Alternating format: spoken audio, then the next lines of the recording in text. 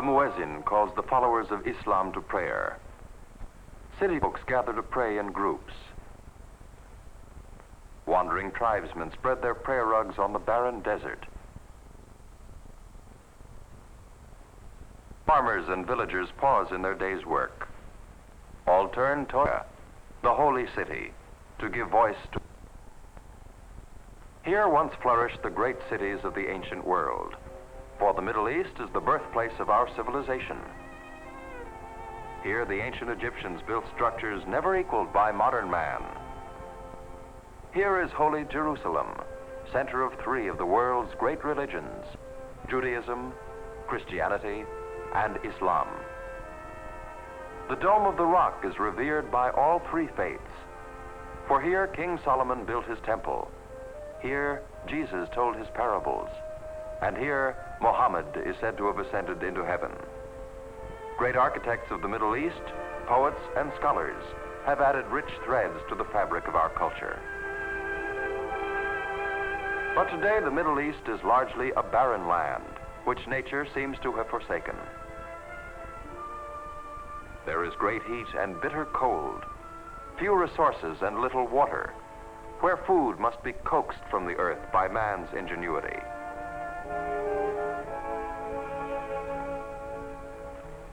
The Middle East, or the Near East as it is also called, is centered on the Arabian Peninsula, which contains the large desert country of Saudi Arabia, fringed by several tribal territories.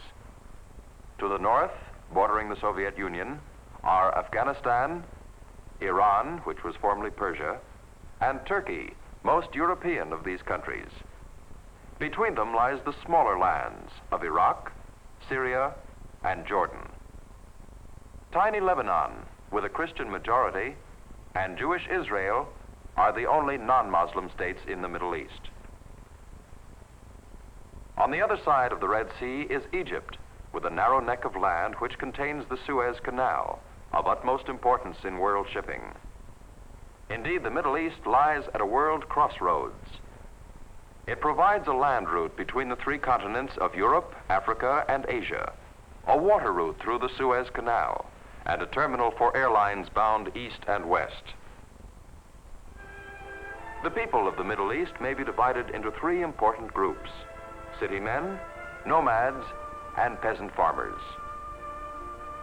While the members of each group go their own ways, occasionally they may meet, perhaps in a city bazaar where a coffee pot is to be purchased. By far the largest of the three groups are the peasants, who make up more than 3/4 of the Middle East population. Most are too poor to come inside a shop like this, but Mustafa is fairly well off. Mustafa lives in a nearby village. In the compound next to his house, he has a camel to help him in the field, and a donkey to make his load of work lighter.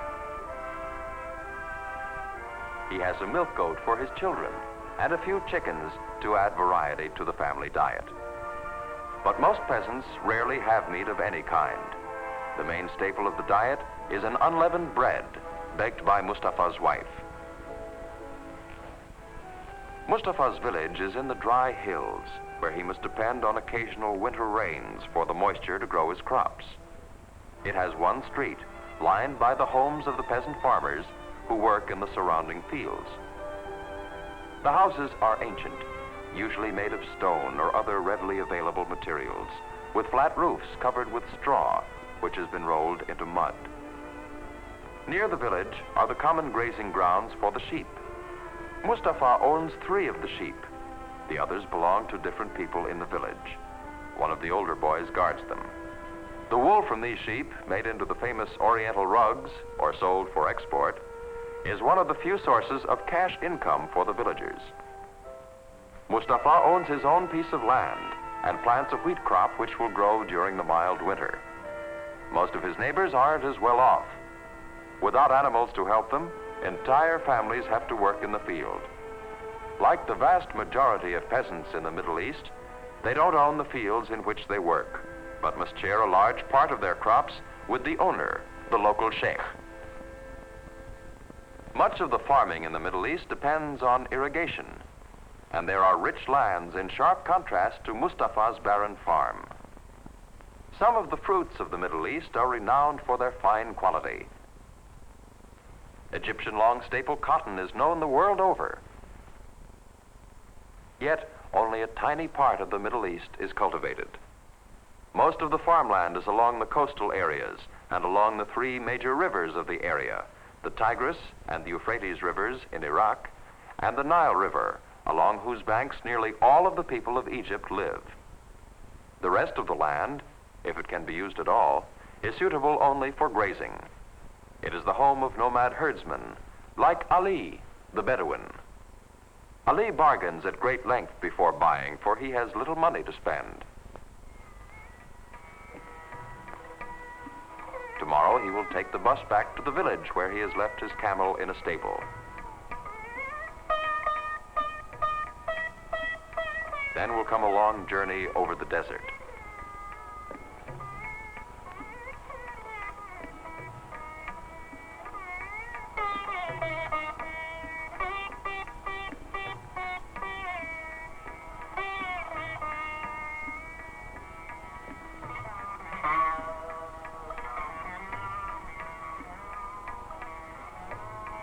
Perhaps Ali's son will be waiting to greet him and to tell him what has happened during the few days he has been away. Ali will want to hear about his herds, for his very home is made from hides and cloth woven from wool.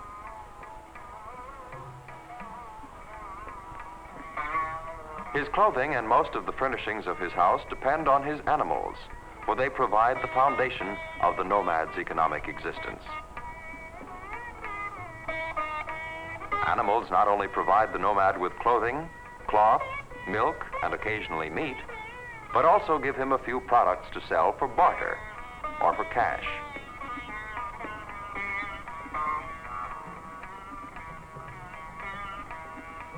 The camels provide personal transportation as well. They may be hired to carry goods in caravans across the desert, although this is fast being replaced by modern vehicles.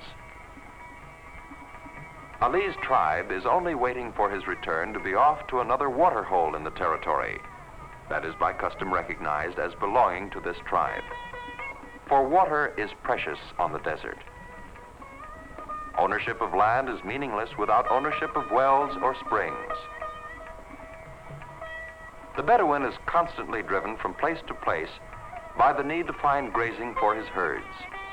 His life is hard and exacting, for he is strictly bound by tribal customs, as well as by the harsh realities of getting enough food and water for his family and his herds.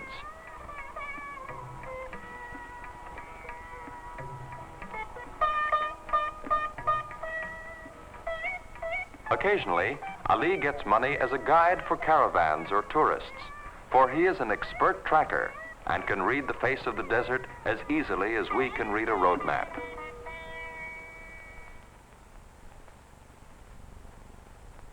The merchant Yusuf represents another important group in the Middle East, the city dwellers. These people are members of a growing middle class. Until recent times, the people of the Middle East were either extremely wealthy and owned magnificent palaces, or were so poor that getting enough to eat was the major problem of the day's work. While growing in importance, these new middle-class people make up only a tiny portion of the inhabitants of the Middle East.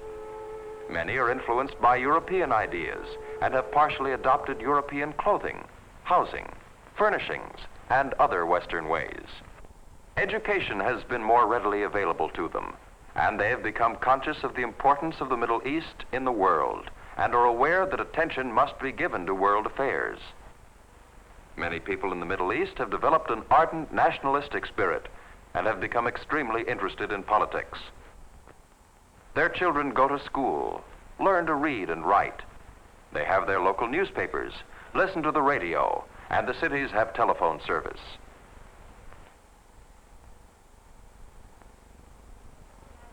A recent development of major importance has been the discovery of vast oil deposits in many parts of the Middle East. These oil fields have been developed largely through foreign capital. The payment of royalties has bettered the financial position of some countries, although ownership of the oil fields has caused considerable political unrest. Much of the oil is exported in its crude state by huge tankers. Oil is found mostly in Iran, Saudi Arabia, and Iraq, with several pipelines for the transportation of oil. Some is refined in the Middle East before shipment, and a growing number of modern refineries dot the area. Oil is the Middle East's major export. In addition, there is small trade in items like fruit, tobacco, and long staple cotton. Imports are chiefly machinery and manufactured goods such as cloth. Commercial and industrial activity are confined to the major cities, which are comparatively few in number. Two of the most important are Istanbul at the crossroads where Turkey meets Europe, and Cairo on the Nile Delta. It is the Middle East's oil, however, together with its strategic location, which has made this area important in world affairs. Its new position in world affairs is slowly bringing changes to the Middle East. There's a new spirit among the university students where women work and study on an equal basis with men in a sharp break with ancient tradition. Government health centers have been set up in some of the cities. Here and there, new schools have appeared for the children, financed by oil royalties. The use of farm machinery, meager as it is a symbol of the changing times.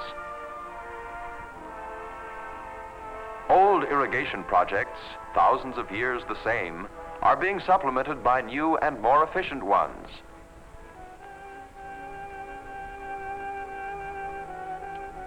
Outdated machinery and antiquated factories are slowly being replaced by more modern and efficient equipment.